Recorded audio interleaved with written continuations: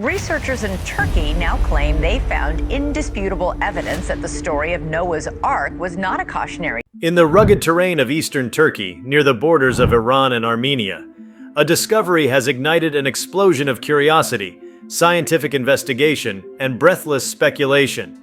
Deep within the rolling slopes of Mount Ararat, a region long shrouded in mystery and sacred lore, a team of scientists uncovered what appears to be an immense wooden structure buried beneath layers of rock and ice, one that eerily matches descriptions of the biblical Noah's Ark. Long the subject of debate, folklore, and failed expeditions, the Ark has hovered at the edge of human imagination for centuries. Now, what these scientists have found might not only rewrite history, but also challenge the boundaries of scientific understanding, religious belief, and our perception of ancient civilizations. Before we start, smash the like and subscribe buttons for more updates. The structure is immense, measuring over 500 feet in length and buried beneath centuries of sediment. Remote sensing, ground-penetrating radar, and aerial drone imaging were all used to validate the presence of angular beam-like objects arranged in a symmetrical pattern.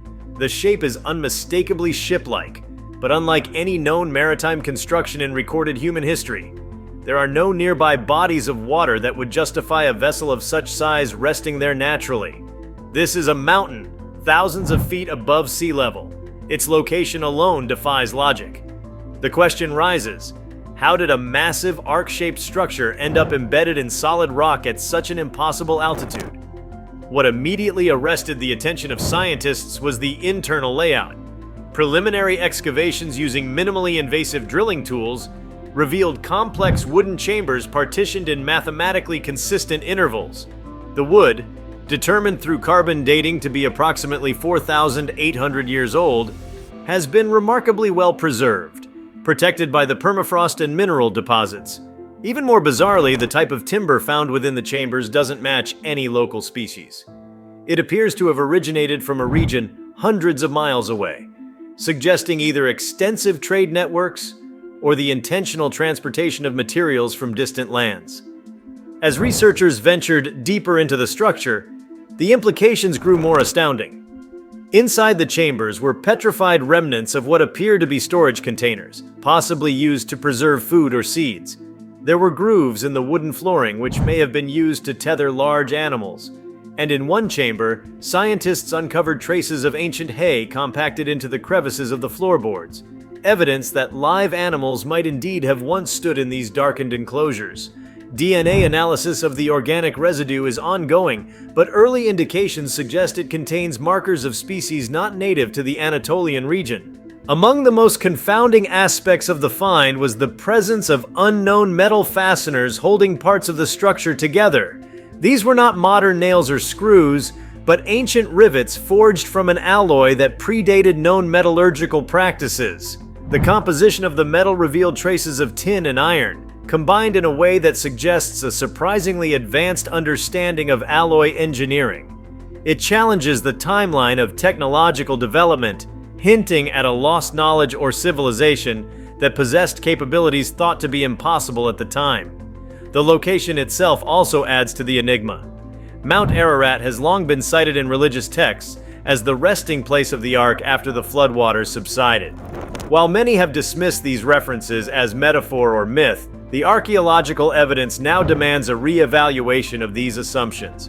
The structure's positioning aligns with geological strata consistent with massive flooding around 5,000 years ago. Sediment layers show marine microfossils at high altitudes, supporting the idea that the region experienced cataclysmic water coverage far beyond any known river flood. Satellite imagery has further confirmed the unnatural shape of the structure beneath the surface.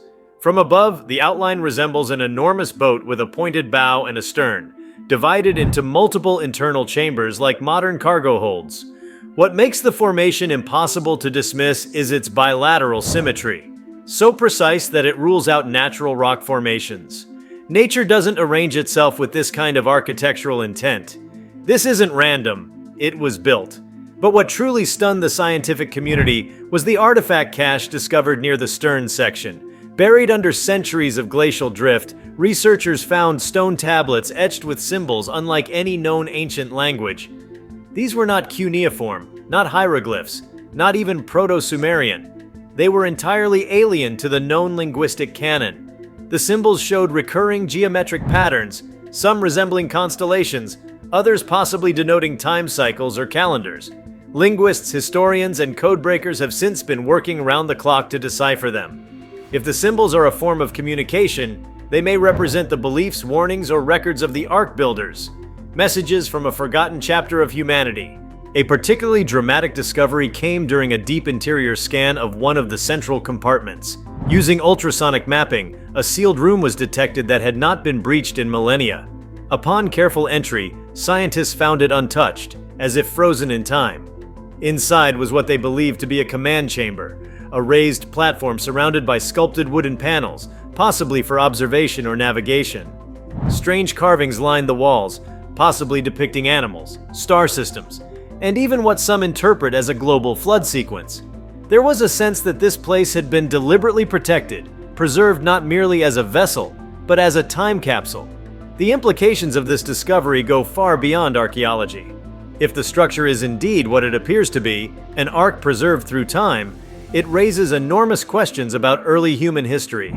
The level of organization, planning, and technological competence required to construct such a vessel at such a time throws into doubt current models of prehistory. How could a society without cranes, engines, or modern metallurgy have built something so vast and durable? What drove them to do so? And most importantly, what did they know that we don't? There is also a broader, even more philosophical implication. The idea of a catastrophic flood is not unique to the Bible. Nearly every ancient culture from Mesopotamia to India, from the Aztecs to the Chinese, tells a story of a world-ending deluge.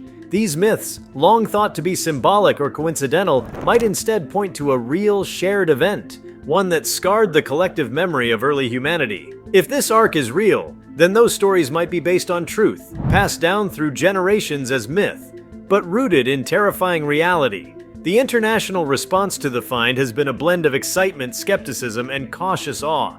Some religious groups see the discovery as validation of ancient scripture. Scientists, even the skeptical ones, are intrigued by the empirical data. Governments are investing in further excavation, and multinational teams are coordinating research protocols. But for all the enthusiasm, there's also a sense of unease. What else might be hidden inside the structure? What secrets have slept beneath Ararat for thousands of years? There's no denying that the structure found is ancient, sophisticated, and inexplicably located.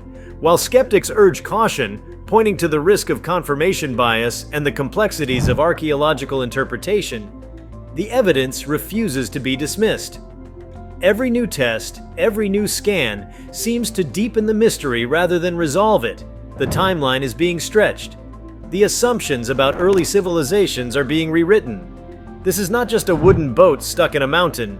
It is a puzzle piece from a version of history we never knew existed. One cannot overlook the emotional impact of such a find. For generations, the story of Noah's Ark has been a tale of faith, obedience, survival, and divine intervention. To come face to face with what might be a physical remnant of that story feels like standing at the intersection of myth and fact. It blurs the boundary between the spiritual and the empirical, and forces both believers and skeptics to reconsider what they thought was possible. The preservation of the Ark is also a technological marvel. Ice, sediment, and mineralization seem to have worked in perfect harmony to encapsulate the wood and its contents. The lack of significant decay suggests either a fluke of nature or some understanding of preservation far beyond the time's known science. It hints at ancient knowledge of environmental factors, construction techniques, and material science that has been lost to time. If this is indeed the Ark, then who were its builders? Were they lone survivors of a global disaster, or part of a wider, now lost civilization? Did they carry with them not just animals, but ideas, astronomy, architecture, metallurgy, philosophy? Could this structure be a remnant of an advanced society erased by water, remembered only through allegory and scripture? Even more provocatively, some scientists are beginning to ask whether the Ark was built in response to a known natural disaster, or in anticipation of one. Was there scientific foresight involved? Did ancient peoples possess early forms of environmental data collection through observing star patterns, seasonal shifts, seismic activities, that allowed them to predict cataclysm and prepare for it? If you liked this video, please give it a like and subscribe to our channel. Also, leave your comments below and tell us, what are your thoughts on scientists finding something shocking inside Noah's Ark? We want to hear from you. Thank you for watching, and see you next time.